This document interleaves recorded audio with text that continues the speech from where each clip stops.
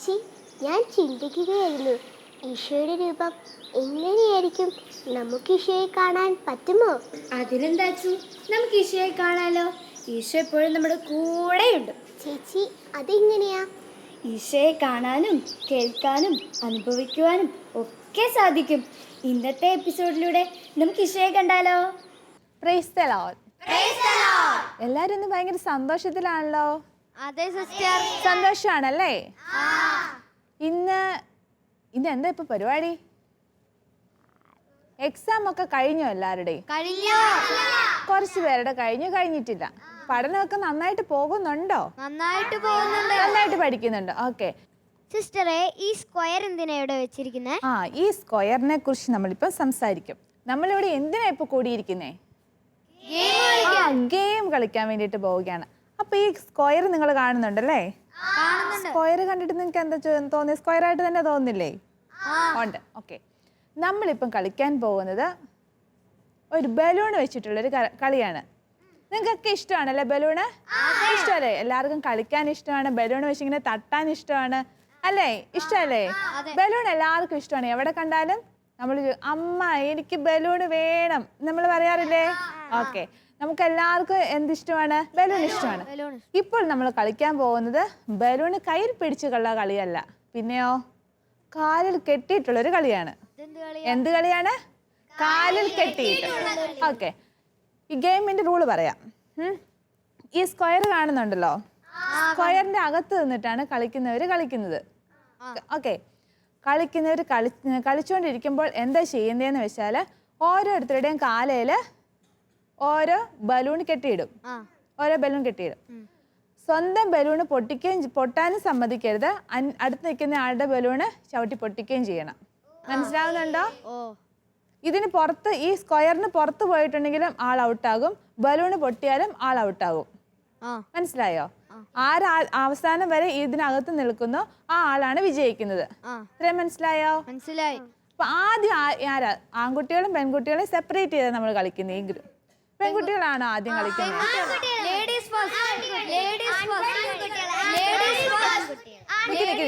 ഭൂരിപക്ഷം നമുക്ക് നോക്കാം. ആൺകുട്ടികൾ വേണമെന്നുള്ളൊരു കൈ പൊക്കിക്കേ. ആദ്യം ആൺകുട്ടികൾ വേണമെന്നുള്ളൊരു കൈ പൊക്ക്.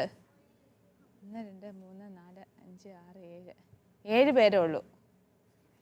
കൈ പൊക്കുന്നവർ നന്നായിട്ട് കൈ പൊക്ക. 3 8 ഇവരാണ് ഭൂരിപക്ഷം. പെൺകുട്ടികളാണ് ഭൂരിപക്ഷം. കാരണം പെൺകുട്ടികൾക്ക് തന്നെ നിങ്ങൾ ആദ്യം കളിക്കണം, ആൺകുട്ടികൾ കളിക്കണമെന്നാണ് വന്നിരിക്കുന്നത്. ഓക്കെ, നമുക്ക് ആൺകുട്ടികളെ ആദ്യം ഇങ്ങോട്ട് വിളിക്കാം. ഓക്കെ, ആൺകുട്ടികൾ എനിക്ക് പോന്നോളൂ. ഇനി നമുക്കൊരു ഗെയിം ആയാലോ? എന്താ? ഇവര് ഗെയിം കളിക്കാൻ വേണ്ടിയിട്ട് ഒരുങ്ങിയിരിക്കുകയാണല്ലേ? റൂൾ ഒന്നും കൂടെ പറയാണ് നിങ്ങൾക്ക് വേണ്ടിയിട്ട്. ആരെങ്കിലും ഈ സ്ക്വയറിന് പുറത്ത് പോയിട്ടുണ്ടെങ്കിൽ ഔട്ടാകും, ബലൂണ് പൊട്ടുന്നവരും ഔട്ടാകും. അവസാനം ബലൂണ് ആയിട്ട് നിൽക്കുന്ന ഒരാൾ മാത്രമായിരിക്കും എന്ത് ചെയ്യുന്നത്? വിജയിയാകുന്നത്. ഓക്കെ, നിങ്ങൾക്ക് സമയം ഉണ്ടാവും. ആരും കൈകൊണ്ടൊന്നും ഉപദ്രവിക്കാൻ പാടില്ല. ആരുടെയും ബലൂണ് കൈകൊണ്ട് പൊട്ടിക്കാനും പറ്റത്തില്ല. നിങ്ങളുടെ ബലൂണ് കൈകൊണ്ട് സൂക്ഷിച്ച് വെക്കാനും പാടില്ല. ഓക്കെ, കാലുകൊണ്ട് തന്നെയുള്ള പരിപാടി. കാലുകൊണ്ട് തൊഴിക്കൊന്നും ചെയ്യരുത്, ആരും ഉപദ്രവിക്കൊന്നും ചെയ്യരുത്. ഓക്കെ, റെഡിയാണോ നിങ്ങൾ കളിക്കാനായിട്ട്? റെഡി? Okay, ready? ഓക്കെ, അപ്പോൾ നമ്മൾ കളി ആരംഭിക്കുകയാണ്. 1 2 3 സ്റ്റാർട്ട്.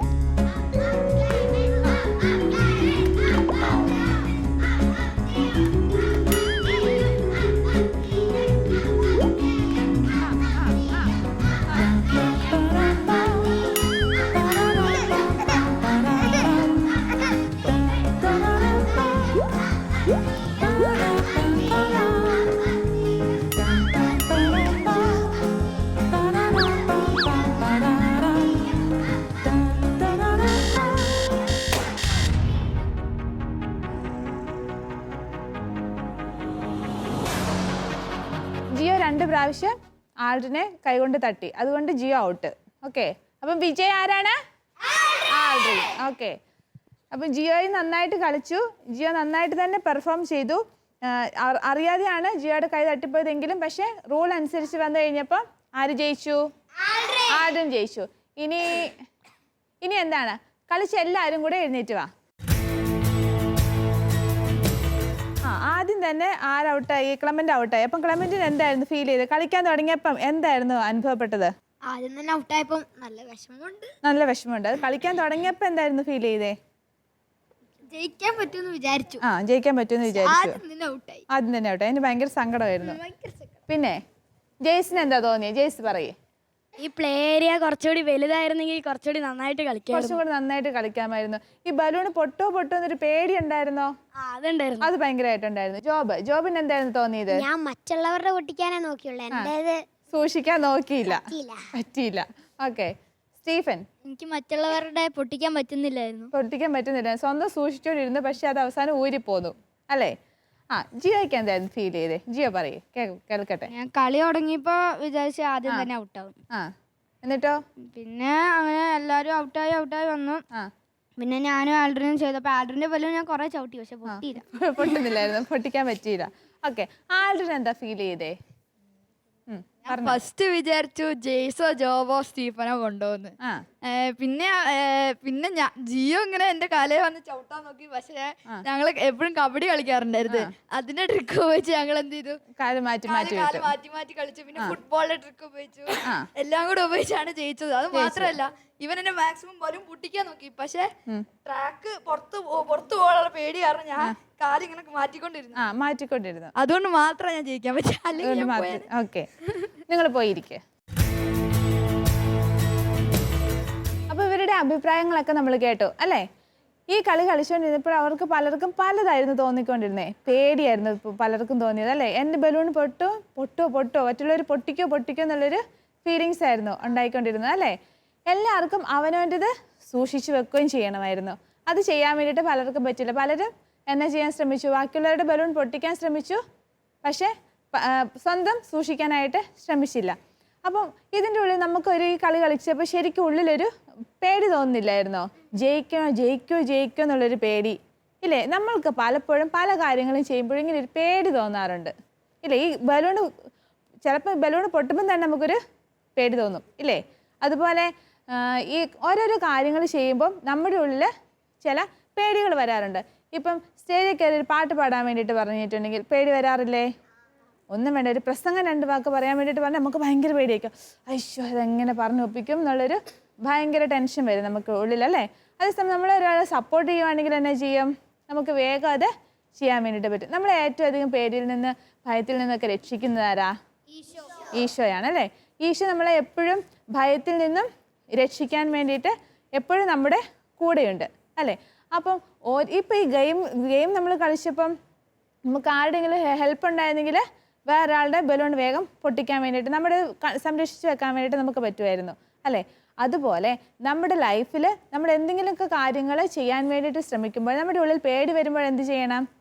ഈശോയുടെ ഒരു സഹായം ചോദിച്ചു കഴിഞ്ഞിട്ടുണ്ടെങ്കിൽ എന്നാ സംഭവിക്കും? നമ്മുടെ പേടി മാറും. പേടി മാറിയിട്ട് നമ്മൾക്കത് നന്നായിട്ട് മനോഹരമായിട്ട് ചെയ്യാനായിട്ട് പറ്റും. അതുപോലെ ഇനി നമ്മൾക്ക് മുന്നോട്ട് നീങ്ങുമ്പോൾ നമ്മുടെ ഓരോ കാര്യങ്ങളും ചെയ്യാനായിട്ട് ഈശോയുടെ സഹായം ചോദിച്ചുകൊണ്ട് നമുക്ക് മുന്നോട്ട് നീങ്ങാമെന്ന് തീരുമാനമെടുക്കാം അല്ലേ? ഈ സെഗ്മെന്റിലൂടെ നമുക്ക് അങ്ങനെ ഒരു തീരുമാനമെടുത്ത് മുന്നോട്ട് നീങ്ങാം. ഗെയിം എല്ലാവർക്കും ഇഷ്ടമായി അല്ലേ? എനിക്കറിയാം, തനിച്ച് ചെയ്യാൻ പറ്റാത്തത് ഒരു കൂട്ട് കിട്ടിയാൽ ചെയ്യാൻ പറ്റും അല്ലേ കൂട്ടുകാരെ? ഇതുപോലെ നമ്മുടെ ജീവിതത്തിലും നല്ലൊരു കൂട്ടായി, ബെസ്റ്റ് ഫ്രണ്ടായി ഒരാളുണ്ട്. ഈ സെഗ്മെന്റിലൂടെ നമുക്കത് ആരാന്ന് കണ്ടറിഞ്ഞാലോ?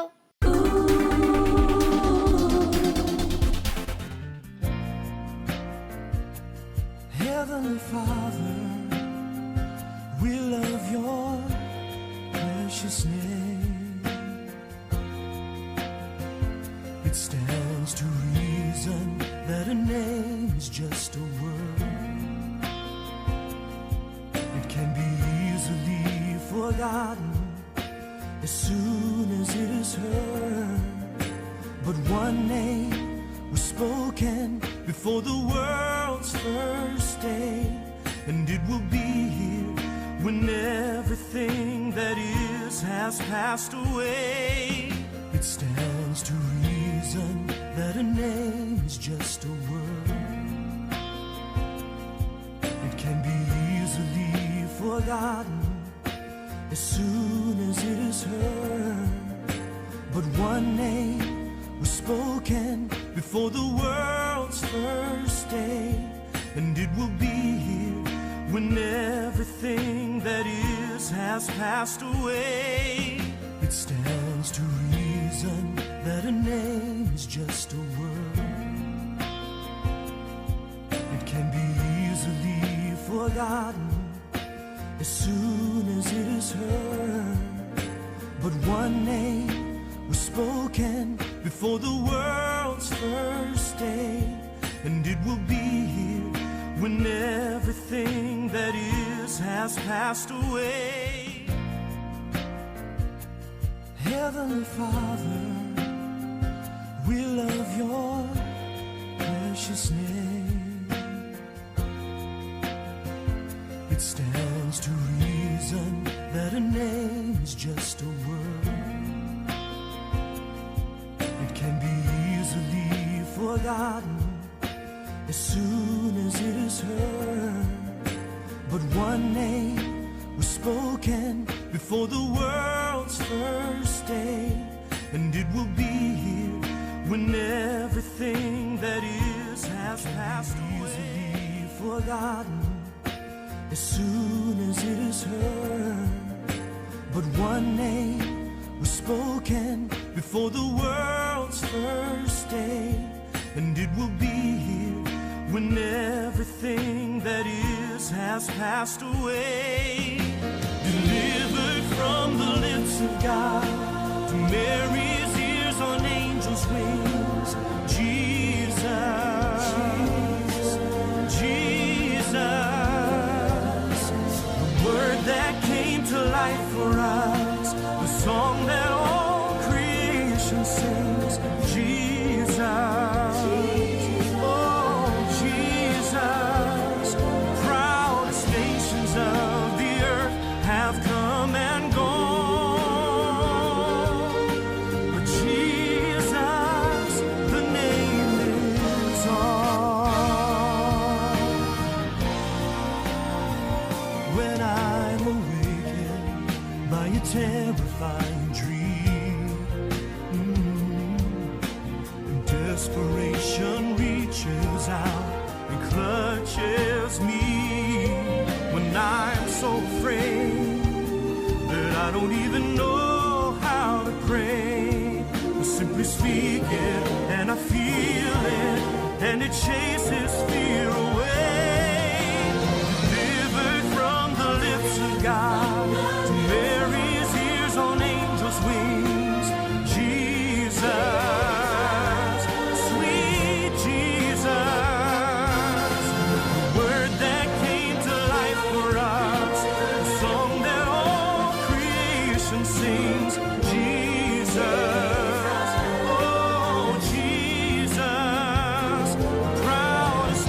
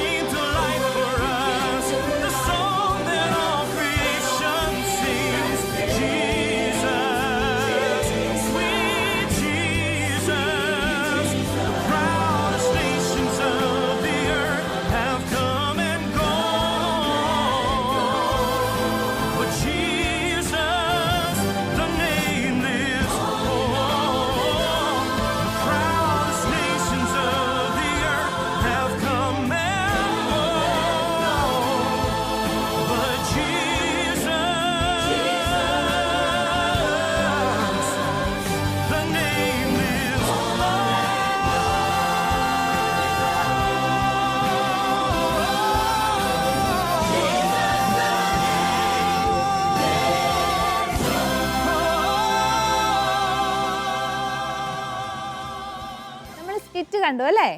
സ്കിറ്റ് കണ്ടപ്പോൾ നിങ്ങൾക്ക് എന്താ ഫീൽ ചെയ്തേ? ഈശോ എപ്പോഴും നമ്മുടെ കൂടെ ഉണ്ടാകും. ഈശോ എപ്പോഴും നമ്മുടെ കൂടെ ഉണ്ടായിരിക്കും എന്ന് അച്ഛന് തോന്നി. ക്ലെയറിന് എന്താ തോന്നിയത്? ഈശോ നമ്മുടെ കൂടെ ഉണ്ടെങ്കിൽ നമുക്ക് നമ്മൾ ഭയപ്പെടേണ്ട ആവശ്യമില്ല. ജിയോയ്ക്ക് എന്താ തോന്നിയത്? നമ്മളെല്ലാ കാര്യവും ഈശോയ്ക്ക് കൊടുക്കുകയാണെങ്കിൽ ഈശോ അതെല്ലാം നോക്കിക്കോളും, നമ്മെ സംരക്ഷിക്കും. ടിസിക്ക് എന്താ ഫീൽ ചെയ്തേ? ഈശോ നമ്മുടെ കൂടെ എപ്പോഴും സഹായിക്കാനുണ്ടാകും. എപ്പോഴും സഹായിക്കാനാണ്. ജോബിന് എന്താ തോന്നിയേ? ജോബിന് എന്തോ തോന്നിയിട്ടുണ്ട്. ജോബ് ഇങ്ങനെ ആലോചിക്കുന്നുണ്ട് എന്താ പറയാനായിട്ട്. പറഞ്ഞോ എന്താ തോന്നിയെന്ന്. സ്കിറ്റ് കണ്ടു കഴിഞ്ഞപ്പോൾ ഈശോ അവരുടെ കൂട്ടത്തിൽ നടക്കുന്ന ഈശോയെ വിളിക്കുന്നൊക്കെ കണ്ടു കഴിഞ്ഞപ്പോൾ ജോബിന് എന്താ തോന്നിയത്? ഈശോ ഉണ്ടെങ്കിൽ നമുക്ക് ഭയപ്പെടുകയില്ല. ഈശോ ഉണ്ടെങ്കിൽ നമുക്കൊരു ഭയം തോന്നുകയില്ലെന്ന് തോന്നി അല്ലേ? മോൾക്ക് എന്താ തോന്നിയത്? ഈശോ നമ്മുടെ കൂടെ എപ്പോഴും ഉണ്ടാകും. ഉണ്ടായിരിക്കുമെന്ന് തോന്നി. ഓക്കെ, അപ്പം ഈശോ പല സമയങ്ങളിൽ നമ്മുടെ കൂടെയുണ്ട്. പ്രത്യേകിച്ച് നമ്മളെ പേടിപ്പെടുത്തുന്ന സന്ദർഭങ്ങളിൽ, നമ്മൾ പേടിക്കുന്ന സന്ദർഭങ്ങളിലൊക്കെ ഈശോ നമ്മുടെ കൂടെ ഉണ്ടോ? ഉണ്ട്. പക്ഷെ എന്ത് ചെയ്യണം നമ്മള്? ഈശോയ്ക്ക് അതൊക്കെ ഈശോയെ വിളിക്കണം.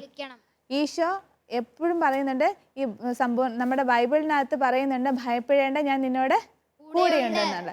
ഇത് 366 പ്രാവശ്യം പറയുന്നുണ്ടെന്നാണ് പറയുന്നത്. അത് ഒരു വർഷത്തിൽ എത്ര ദിവസമുണ്ട്? 365 ദിവസം അല്ലേ? അതുകൂടാണ്ട് ഒരു എക്സ്ട്രാ ദിവസം കൂടെ വരും. ഫെബ്രുവരി 29 വരാറില്ലേ? അപ്പോൾ ഒരു ദിവസം എക്സ്ട്രാ വരാറുണ്ട്. അതുപോലെ അപ്പോൾ ഓരോ ദിവസവും ഈശോ നമ്മളോട് എന്താ പറയുന്നത്? ഭയപ്പെടേണ്ട, ഞാൻ നിന്നോട് കൂടെയുണ്ടെന്ന് പറയുന്നുണ്ട്. നമുക്കത് അനുഭവപ്പെടാറുണ്ടോ? നമുക്ക് ഫീൽ ചെയ്യണമെങ്കിൽ നമ്മൾ ഈശോയെ വിളിക്കണം. നമ്മൾ വിളിക്കാത്തതുകൊണ്ടാണ് ഈശോ വരുന്നത്. അപ്പോൾ ഇനി നമ്മുടെ ഏത് സന്ദർഭങ്ങളിലും ഏത് പ്രശ്നങ്ങളിലും എപ്പോഴും നമ്മളെ ഈശോയെ വിളിച്ചുകൊണ്ടിരുന്നിട്ടുണ്ടെങ്കിൽ ഈശോ നമ്മുടെ കൂടെ വരികയല്ലേ? ഇനി അങ്ങനെ ഈശോയെ എല്ലാ സമയത്തും വിളിച്ചുകൊണ്ട് നമ്മുടെ ജീവിതത്തിൽ മുന്നോട്ട് നീങ്ങുമ്പോൾ നമുക്ക് പേടി ഉണ്ടാകുമോ? ഇല്ല. അങ്ങനെ പേടിയില്ലാതെ ഈശോയെ നമ്മുടെ കൂട്ടത്തിൽ വിളിച്ചുകൊണ്ട് നമുക്ക് ഇനി മുന്നോട്ട് ജീവിക്കാനായിട്ട് ഒരു ശ്രമം നടത്താനായിട്ട് ഈ സെഗ്മെന്റിലൂടെ തീരുമാനം എടുക്കാം. തീരുമാനിച്ചോ? പോരാ, ശക്തിയില്ല. തീരുമാനിച്ചോ? ഓക്കെ. ഇത്രമാത്രം നമ്മെ സ്നേഹിക്കുന്ന ഈശോയോടൊപ്പം നമുക്കൊന്ന് പാടിക്കളിച്ചാലോ?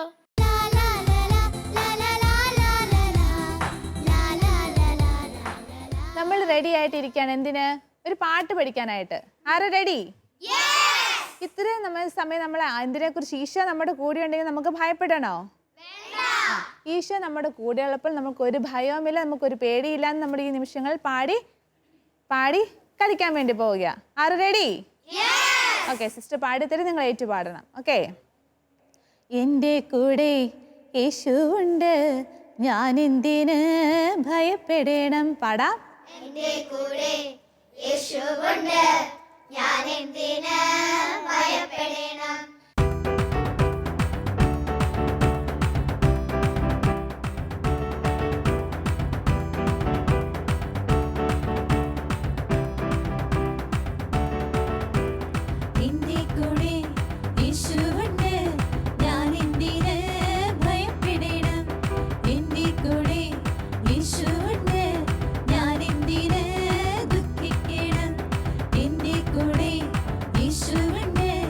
ഞാൻ